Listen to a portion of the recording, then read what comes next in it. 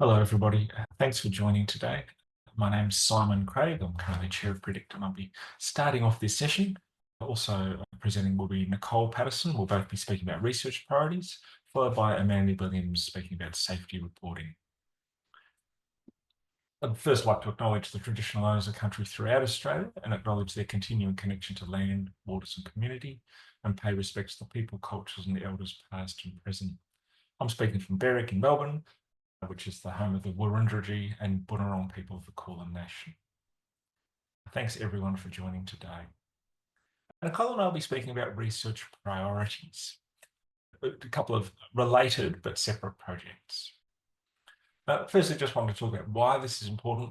What do we think? What do patients and families think? And what's next? So why is this important?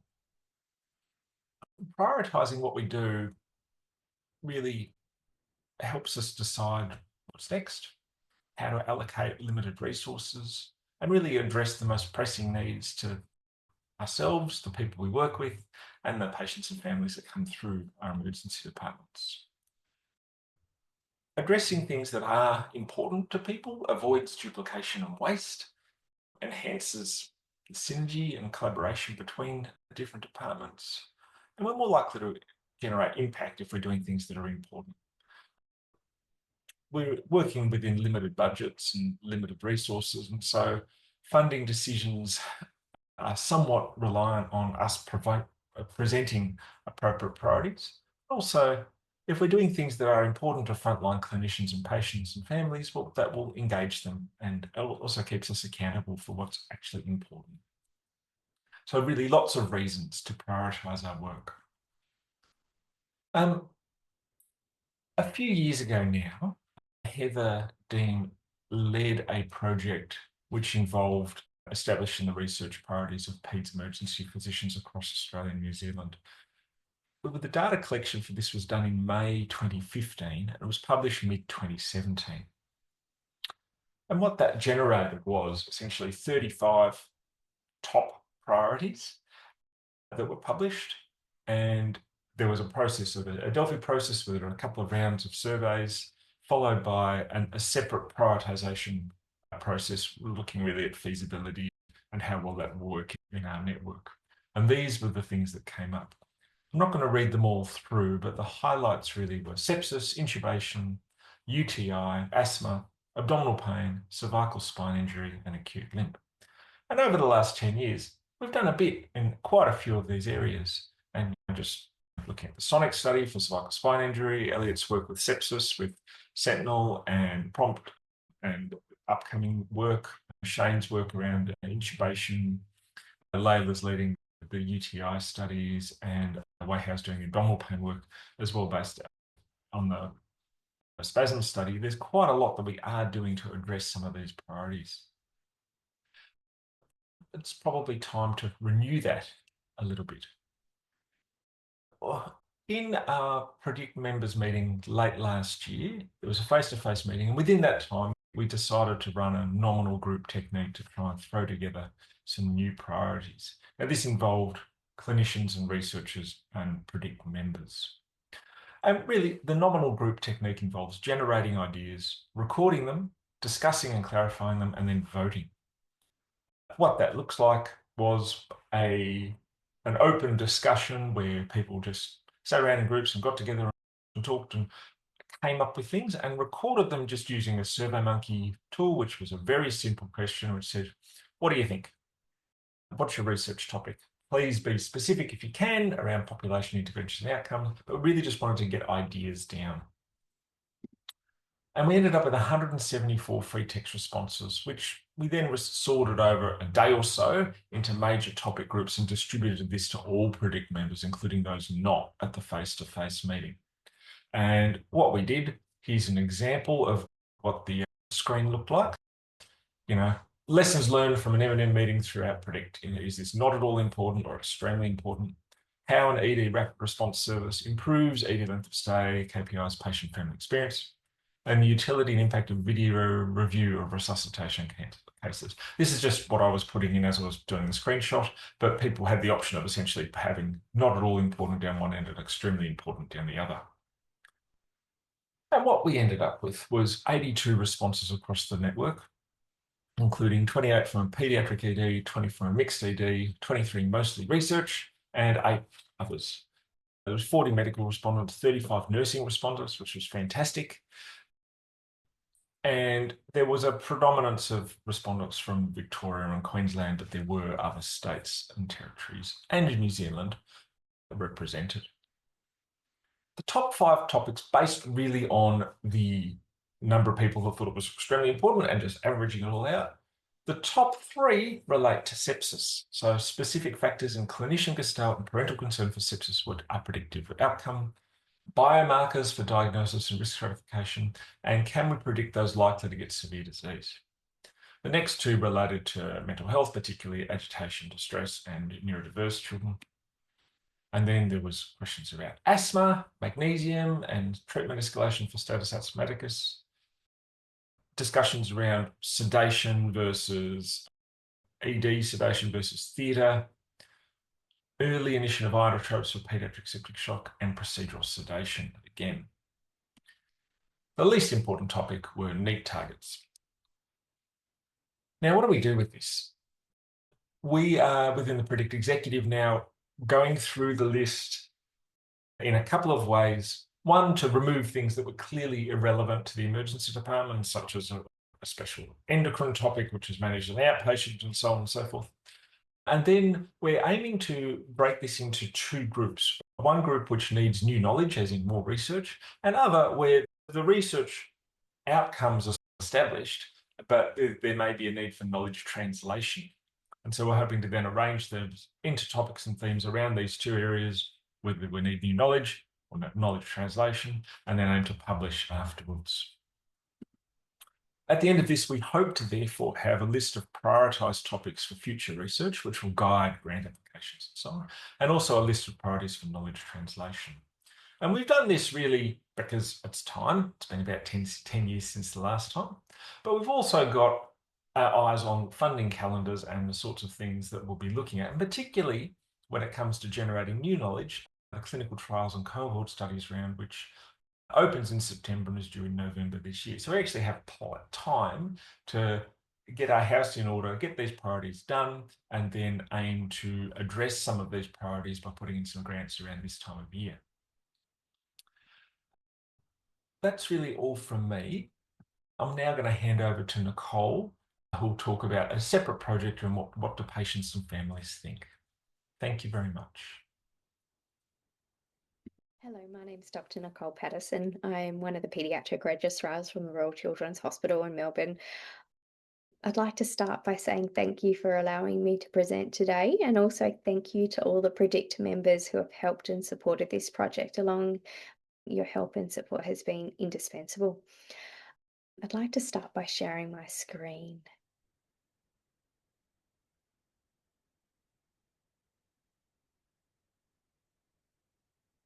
So our project, as described, was family-based research priorities for paediatric emergency department presentations. So using the accelerated volume of children attending the emergency department, it was our aim to use these indispensable opportunities to examine patient and family-centred outcomes in their clinical context. So due to the lack of consumer input at the time into the paediatric emergency department research, we thought and anticipated by engaging these families in the design of clinical research, it was our objective to commence a more detailed conversation about the context and importance of these topics from a healthcare user's perspective. This, in turn, provides a point of connection for patients and their families into healthcare research. So as such, our primary aim was to examine the public's perception of clinical paediatric emergency department research using the Predict prioritisation study as a foundation and a starting point, and then to ultimately determine a more patient-centred approach for furthering paediatric research. So we anticipate that this survey findings will generate new knowledge regarding patients and family priorities for research relating to children presenting to the emergency department and provide much needed healthcare consumer perspective into clinician derived priorities. So these priorities will be important consideration for planning future paediatric emergency department research in Australia and New Zealand. The formulation of the questionnaire involved 3 distinct groups to formulate and ultimately undertake the research. The first being the steering group, which provided governance for the investigation. The second being our WA-based parent advisory group, who provided essential insight into methodology and direction to the steering group. And the third being the Australian-wide participant group, which were the ultimate respondents into the final questionnaire. Each patient or family member was surveyed regarding their general demographics, their views on the 3 important research priorities for paediatric emergency medicine research, and then asked to rank their perspectives from a pre-specified list based on the previously published predict priorities in 2017. So they were given a QR code whilst they were in the waiting room of their participating hospital, or sent a link via RedCap, which was then asked to then survey. So the sites involved were Monash Health, Perth Children's Hospital, the Royal Children's Hospital in Victoria, the Children's Hospital Westmead, Sunshine Hospital, the Royal Hobart Hospital and Caboolture Hospital. The questionnaire involved both qualitative and quantitative modes of inquiry. The above example is our primary open-ended question, examining families what they wanted from research, and this was specifically asked prior to the predict research priorities. So we received 2,273 free text responses for analysis, asking their opinion on what their 3 most important research topics would be related to children attending the emergency department. The second example is using the predict priorities as a template. We created subheadings and a small spiel regarding the topic in plain text, as you can see. These were written and extensively scrutinised by the parent advisory group. Our demographics are as follows. Analysing the demographics, we had 877 responses, 95% of which were particularly mothers aged between 35 to 45 years of age. The age of the child brought in varied, the 2 most prominent groups being 1 to 3 years and the 11 to 15 year age group. The sample set was greatly skewed towards participants being in Victoria, so 71%, followed by New South Wales, 13%, and WA being 12%. The demographics are as follows. So educational levels trended towards participants having a university degree or qualification, being employed in either full or part-time. Interestingly, 27% had a healthcare background, 16% had a research background, and 23% had participated in research in some sense in the past. Looking at our results, the main priority for our respondents was emergency department training and error management, being a mean of 4.5 out of 5. So this in plain text was described as sometimes mistakes and errors occur in hospitals. Medical errors can occur regardless of whether a patient experiences a negative experience or event. This was then followed by CPR with a mean of 4.39 out of 5, and then asthma with a mean of 4.36 out of 5. Importantly or interestingly, the least important was limp with a mean of 3.4 out of 5. And we then correlate this to the physician priorities. being emergency department intubation, high flow nasal oxygenation, traumatic neck pain, sepsis with fluid resuscitation, and severe asthma. The results, looking at our qualitative analysis, the top themes are as follows. So our waiting times and triaging, so concerns about longer wait times, the triage process, reducing wait times, second of which being mental health, so a focus on children's and parental stress.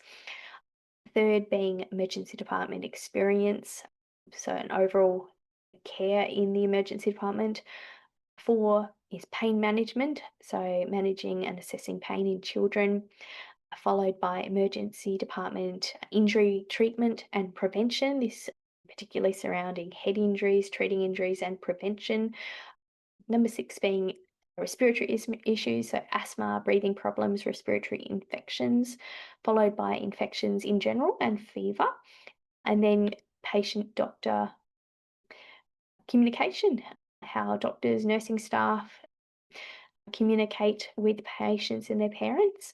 And then the next bit being emergency department overcrowding, so concerns about the emergency department being overburdened, particularly at the time of presentation. The next interesting feature I thought to involve was a word cloud. So obviously the patients attending are in the emergency department, so this was a prominent word within our qualitative analysis. But this is followed by asthma, waiting times, children, injuries, infections, allergies, and then lesser mentions being environment, quickness, system analysis, and knowledge-based responses, viruses.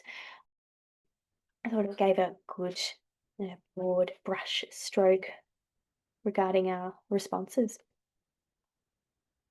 Qualitative examples as follows.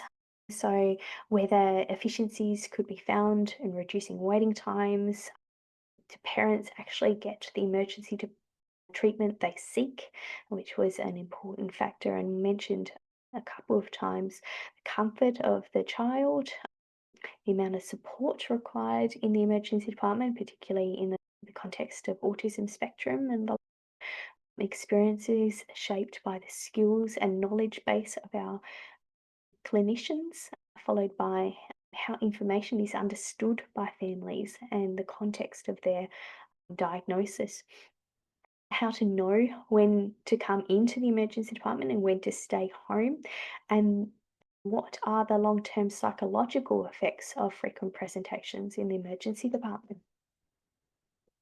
But what's next for our research project? So the next steps are completion of our data analysis and moving towards presentation and publication.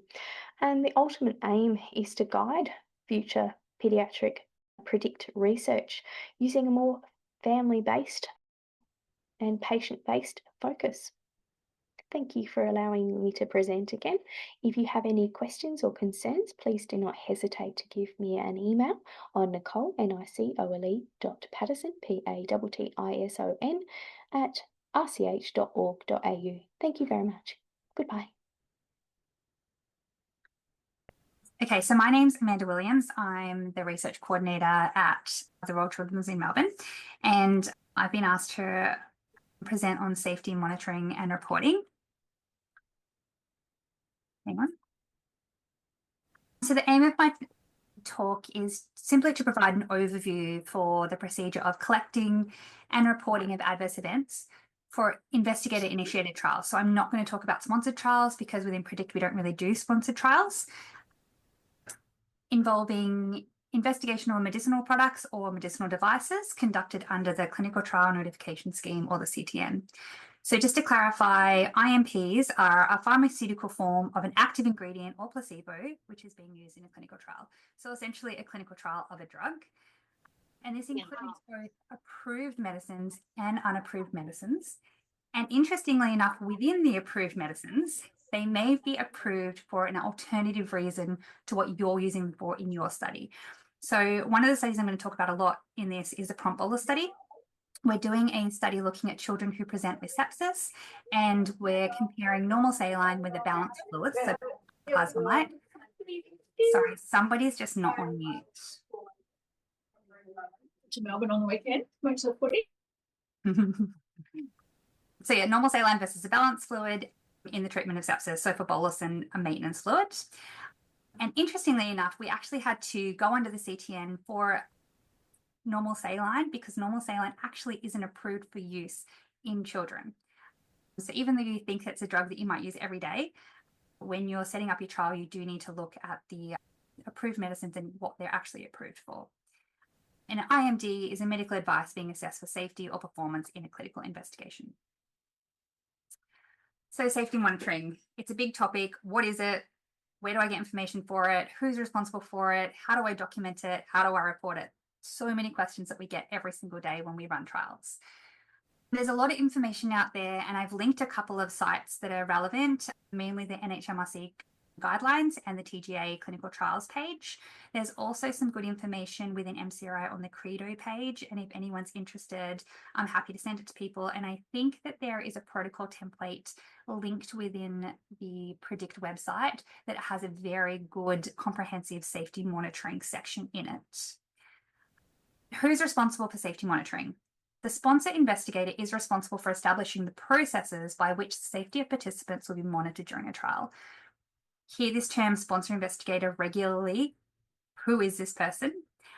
The term is used for investigator-initiated studies, and it's an individual who is responsible for both the initiation and conduct of a study. So for a single-centered study, it's a principal investigator, and for multi-center study, it's a coordinating principal investigators. And they delegate to everyone else. So they delegate to the site principal investigators who are responsible for following the established protocol at their sites.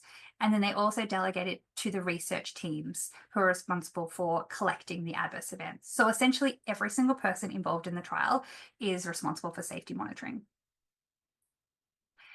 The biggest topic, the biggest hint that I can give you or take home message is plan early and outline your safety monitoring in your protocols. If it's in your protocol, no one can question it and there's no confusion.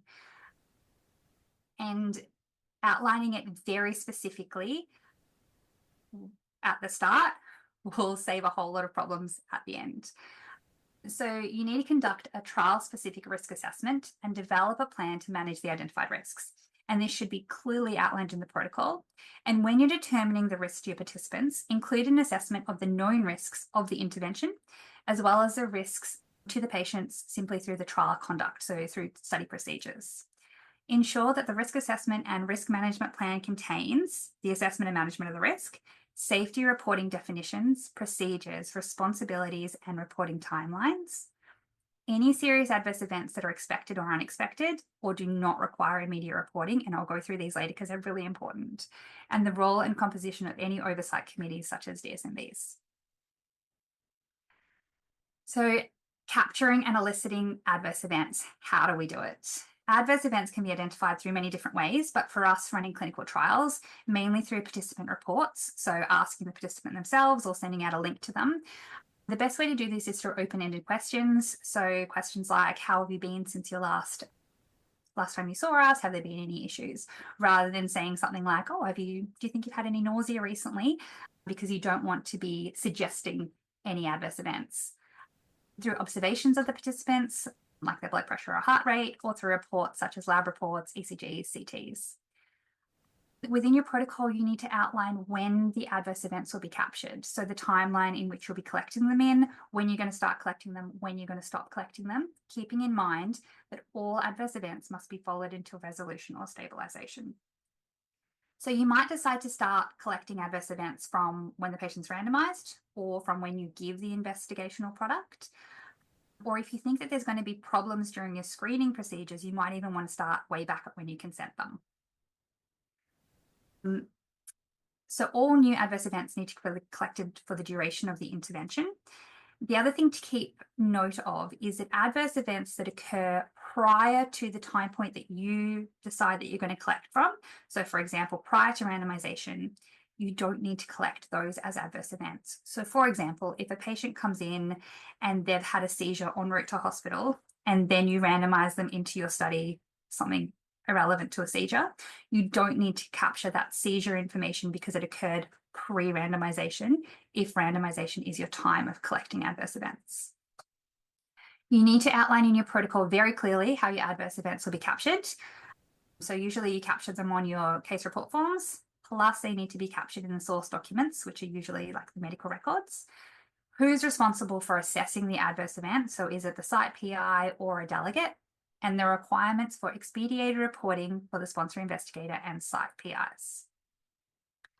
So this is an example of what we did for the prompt bolus study. We outlined very clearly which adverse events we were going to be collecting. So these are kids who present with sepsis who have, due to the serious underlying illness that they present with, have a whole lot of adverse events that they're potentially going to experience, like death, like CPR, ECMO, intubation, and we knew that these things were going to happen.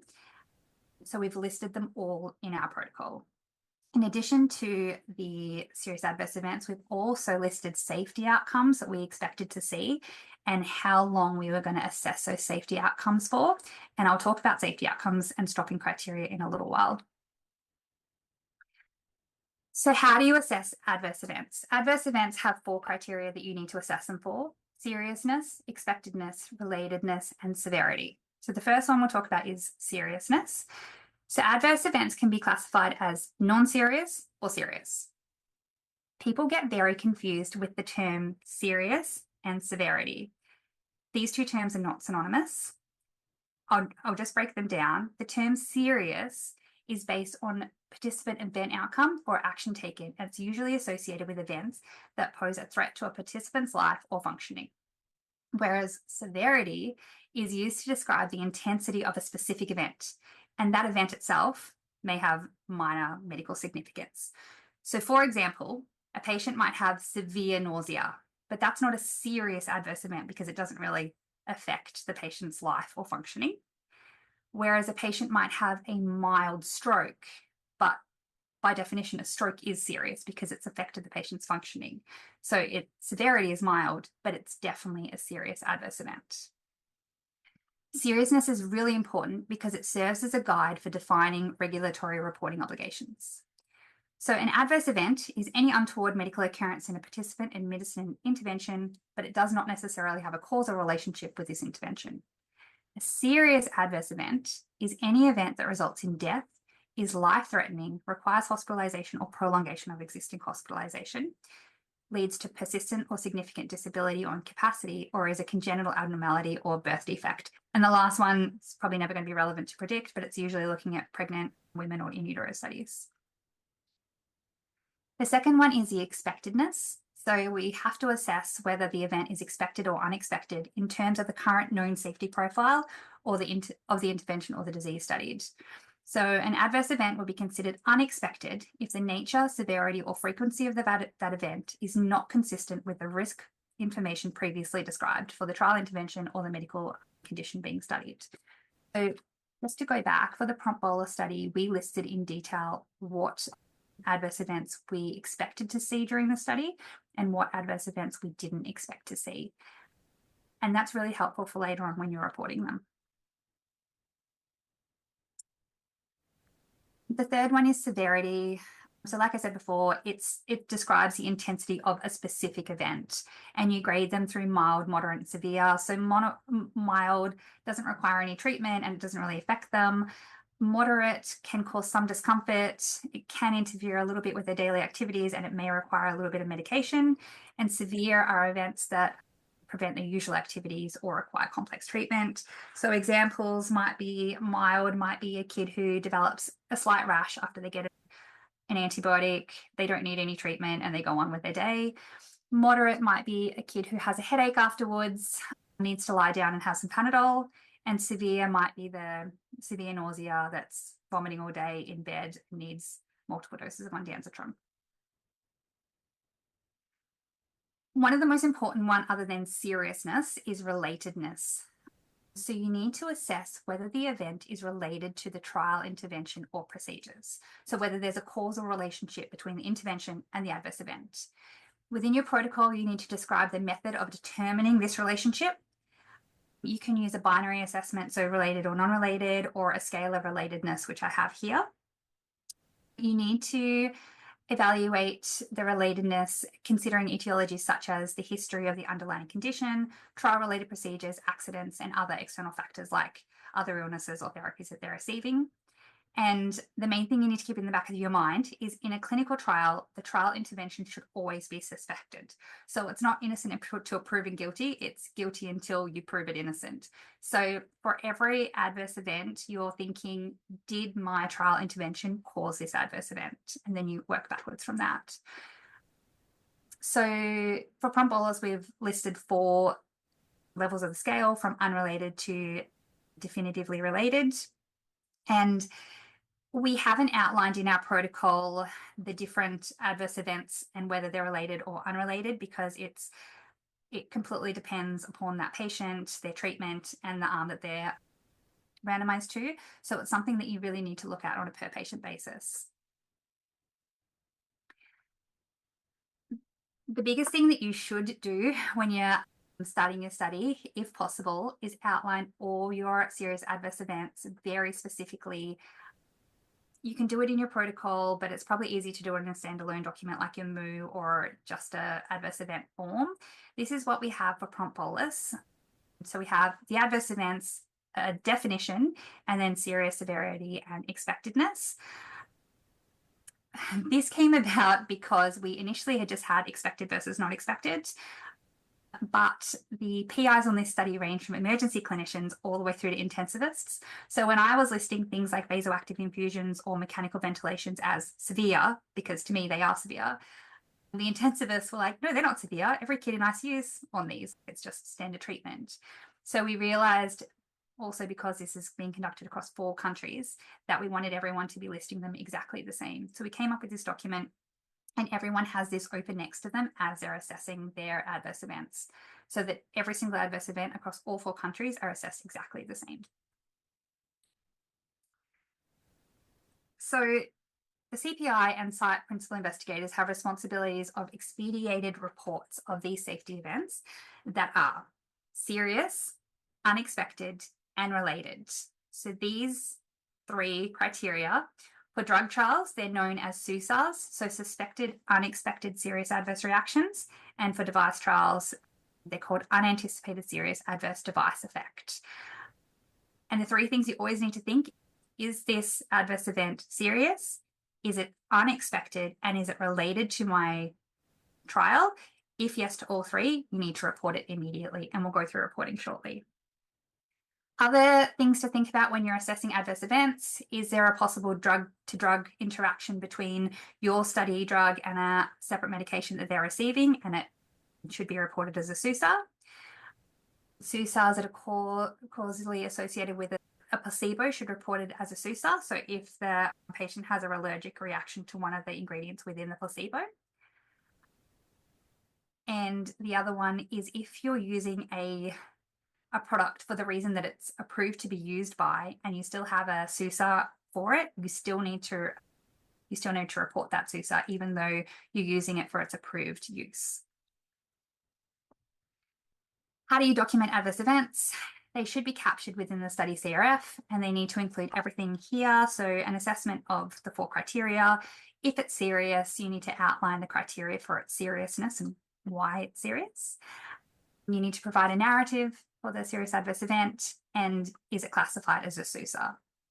You need to list the actions taken, so there may be no actions taken, all the way through to changing medication or surgical procedures. And then you need to list the outcomes. So were they recovered? Were they resolved with sequelae? Did they die? You're supposed to follow adverse events through to recovery, but I do have an outcome option of not recovered, because we found quite a few of those in the prompt bolus study. So for example, we hypothesized that high doses of normal saline will increase your chloride. So a whole lot of kids that came through had hypochloremia. No one actually cares about hypochloremia. So they do the first blood test. The chloride was over 110, so we have to report it as an SAE. They never check the chloride again. So we don't actually have a reported resolved hypochloremia. So we have to list it as not recovered. Significant safety issues. This is a whole nother section that CPIs are responsible for in addition to reporting AEs, SAEs and SUSARs.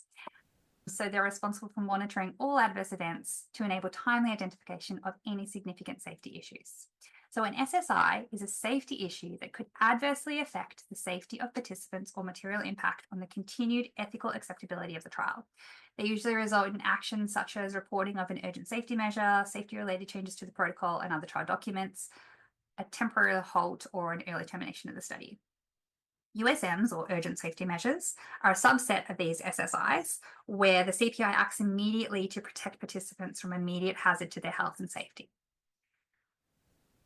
One of the things that you should include in your study, if you think that you know that there's going to be safety concerns for your medicine or device before you start, is implementing stopping rules. So we have quite a few stopping rules within prompt bolus. So for example, hyperkalemia, if a patient's potassium goes over 6, they meet stopping criteria and they come off the intervention. In these circumstances, it's a safety issue, but you've acknowledged it before the study starts, so you don't actually trigger this SSI or a USM. So it's really important to think about these things when you're writing your protocol. SSIs can be readily apparent in trials with small numbers. However, in larger trials with multi-centres, you may not see these until you come to put all your data together for the DSMB annually. So examples are a serious adverse event that could be associated with the trial procedures and that requires modification of the conduct of the trial, or recommendations from the DSMB based on increased frequency or severity of an SAE. I was trying to think of like actual examples and I've never had an SSI, but one example for the prompt bolus study in the US, randomly the last hurricane that came through the US destroyed the one of 2 factories that created 80% of the intravenous fluids for the US. And we're doing a study looking at intravenous fluids, which meant that there was a huge shortage of IV fluids and kids couldn't get the fluid that they were randomized to. So this is an SSI because they had to report to ethics that they couldn't actually randomize kids into the study anymore because they couldn't treat them with the fluids, and therefore they temporarily paused the trial for a few months until stocks of fluids became available again. So when and how to report, this is confusing, and it's confusing for sites, and one of the questions I get all the time when running studies. One of the things you need to outline is expediator reporting procedures. So the CPI and site PIs have responsibilities for expediator reporting of safety events in accordance with the NHMRC guidelines and as specified in their protocol. Expediator reporting of safety events facilitates the safety of participants in clinical trials. One of the things you need to do in your protocol and your risk assessment is outlining SAEs that do not require expediator reporting. So these non-expediated SAEs are still collected, they're still monitored, but you don't have to report them further than the study. So within prompt bolus, we clearly knew that there were going to be some really serious adverse events. So we stated that we would only expedite report for SUSARs, so adverse events that are serious, unexpected, and related to our trial intervention. All the other SAEs will collect and will monitor, but we won't report any higher than the steering committee. And that made life much easier for reporting. However, we did stipulate that patients who died would require expediator reporting to the central coordinating team, to the CPI, just so we could have an overview of exactly what happened for that patient, so we could truly determine that it wasn't due to the trial intervention. For research nurses, the most important thing is documentation of SAEs. So all SAEs should be assessed within the defined timeline of your protocol. So we have 2 timelines. We have the end of the intervention, and then we have 5 to 7 days post-randomization or at hospital discharge. And we screen at those 2 different time points. You need to outline your SAEs extensively within your data dictionary or a severity guideline when you're screening. It makes it much easier for everyone just to be on the same page. And if you are in doubt, if you don't know how to document something, call your site PI or call the central study team. We're always here to help. Another tip is when you're setting out your CRF, outline what you're asking. So here I've just popped up the causality, the relatedness, and for every patient that has an SAE, this little box drops down so they can see what are the 4 criteria that they're answering the question to. So what are the responsibilities of different people within the study? So the responsibilities of the site principal investigator are to provide the CPI or the sponsor with all the relevant information that they need so an appropriate safety analysis can be performed. So they need to capture and assess all AEs that occur at the site as required and in accordance with the protocol. They need to report to the CPI within 24 hours of becoming aware of any of the following events. All SAEs except those that are identified in the protocol as not needing reporting. Any occurrences of congenital anomalies or birth defects. All urgent safety measures instigated by the site. They need to report to the sponsor as specified in the protocol for all safety critical events and any additional requested information relating to reported deaths. And then they need to report to their own institution within 72 hours of becoming aware of all safety issues and any SUSARs arriving from the local site. And they're also, the site principal investigators are also responsible for reporting if there's any SSIs that have occurred in a multi-center study at another site that gets reported back to them through the CPI, they need to report that back to their local RGO. Site PIs tend to defer all these responsibilities to the research nurses at site, but at the end of the day, it's the site PI who is responsible for all of this. So their expedited reporting requirements, they need to use the trial-specific expedited safety report form, and the information is everything listed here. The biggest thing is that it must be de-identified.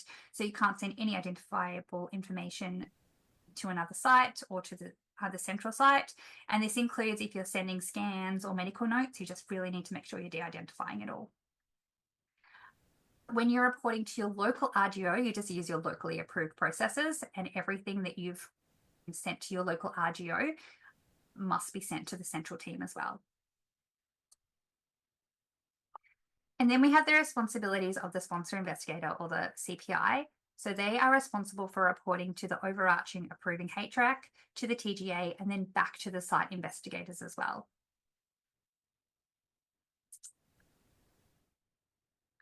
So just to quickly run through the different reporting. So the CPI has to report to the approving HRAC, and this is in occurrence with the NHMRC guidelines and within what's outlined in their protocol. And the timelines are listed below. So for SUSARs that occur at their sites within 72 hours, at any other site, it just goes into the safety report.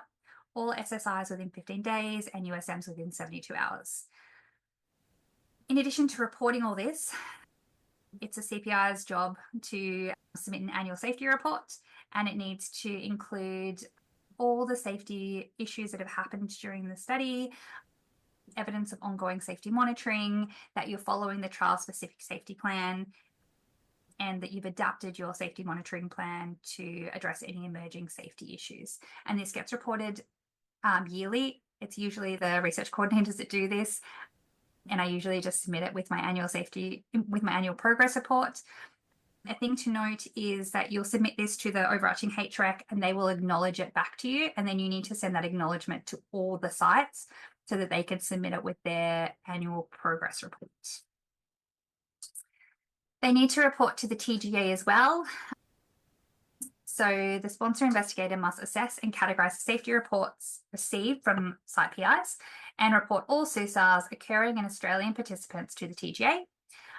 For fatal or life-threatening SUSARs, no later than 7 calendar days, but it should be immediately. And for all other SUSARs, no later than 15 calendar dates.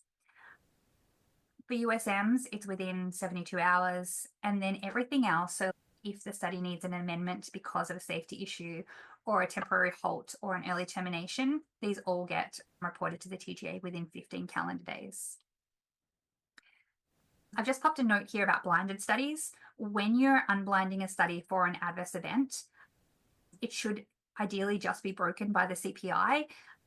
And as fewer people within the study should know what the result of breaking that blind was, to just stop biases from coming into the study.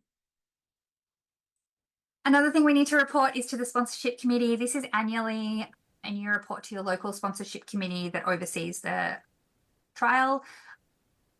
It's at this point when you list all of the serious adverse events that have occurred throughout the entirety of the study. This takes a while because you usually have to go through and make sure that all of the different adverse events are consistent in how they've listed relationship, expectedness, seriousness, etc. So I just sent it all as like tabulated summary of 150 pages to our sponsorship committee. And the last thing is the Data Safety Monitoring Board. So safety oversight of clinical trials should be under the direction of a Data and Safety Monitoring Board, or DSMB. They should contain members with sufficient knowledge of a whole variety of things like statistics, trial design, and the underlying disease. And the most important thing is that you need to establish your DSMB prior to the first participant recruitment. They have their own charter, and that charter should outline their roles and responsibilities. And they need to focus on study safety, efficacy, futility, and protocol adherence and violation. The DSMB usually meet annually. It's ideal if they meet within the first 6 months of the study starting, and then annually after that. And they provide their findings and recommendations in a DSMB report to the study steering committee. This report also needs to be submitted with your annual project report to the HRAC. So the takeaway messages that I would highlight are: the most important thing is to define your safety monitoring and reporting in your trial protocol. If it's in there, you don't need to worry about anything throughout the trial, as long as you follow that protocol to the letter. Outline your SAEs with predefined definitions and assessments, and make sure you include non-reportable SAEs. And the biggest thing is you're not alone when you're designing these protocols or when you're assessing adverse events. If you have a question, call your central team. Coordinators like myself or Sharon O'Brien or Kate Klein or Kate Wilson, we're here all the time. And it's better to call than just question it and put it into the database or list it on a CRF and not let anyone know. I receive calls all the time just asking basic questions about SAEs, and I would rather get a phone call then and there to be able to answer your questions rather than having something missed and then found in a couple of months, which is usually a disaster. Yes, if in doubt, call your central coordinating team as soon as possible. If anyone wants any further information or protocols or the slides, please let me know. I'm happy to go through further things with anyone. Thank you. We did record this and it will go on the website, so the slides will be there. Thanks very much, Kate. Thanks, Amanda, and thanks, Nicole. We've just got a couple of minutes, so if anybody's got any questions, either we can just do the old raise hands or put something into the chat sort of thing. I've got a question for Nicole. Thanks for your presentation. It was really interesting to see the findings after a while. Yes, absolutely. I was just wondering, you clicked over your demographic fairly quickly, and I'm sorry if you was there, but I didn't pick it up. So did you get a mix of sort of people from different cultures? And I noticed that 75% of the respondents were mothers, or female anyway. Was that because they were the ones that were there, or did, the males decline to do the answering, or what happened, do you think? So the first half of the question, I think identification dropped off of the main demographic. So yes, we did cover ethnic origin, and most of which, from having a look at my analysis, and I'll just quickly open it up again. English being the first language in 70% of our respondents, yeah, with a varied choice for the rest of the 30%. And then in terms of where they were identifying, so the greater majority were Australian. Go through everything. Okay. crossed off sheet 2. I can go through it later as well. And then in terms of the mothers answering the questionnaire, I'm not quite sure in terms of what happens there. We did include the male perspective, but yeah, I just wonder because I'm recruiting another parent group for another study, and all the respondents that I get or applicants are mothers. We want a diverse group, but it seems difficult to attract fathers to be involved. Probably for a range of reasons, but I wonder whether it's just because they presented with family or the patient, and then from there, I'm not sure. Yeah, that might be so. Be interesting to look into that further. Thanks. Thank you. Any further questions? I don't see any other questions in the chat, and there's no hands up. Thank you, everybody, for joining. This part of the session will be recorded and tidied up, and we'll send that through. And Nicole and I might do another session at some point recorded, and we'll send that out at a later date. Just before you go too, it'd be great if you could complete just a really brief evaluation. It's 3 questions per speaker. I'm going to put a link in the chat, and or Marion will send out an email to everybody with the link again. If you complete it for us, that would be great. And thanks everybody for your participation today, but also for those that did contribute to either recruiting patients for Nicole's study or filling in the priorities for mine. We're very grateful for that. We look forward to trying to put it all together and tidy it up and put some proper publications out in the next few months. Take care, guys. Thank you. Thank you.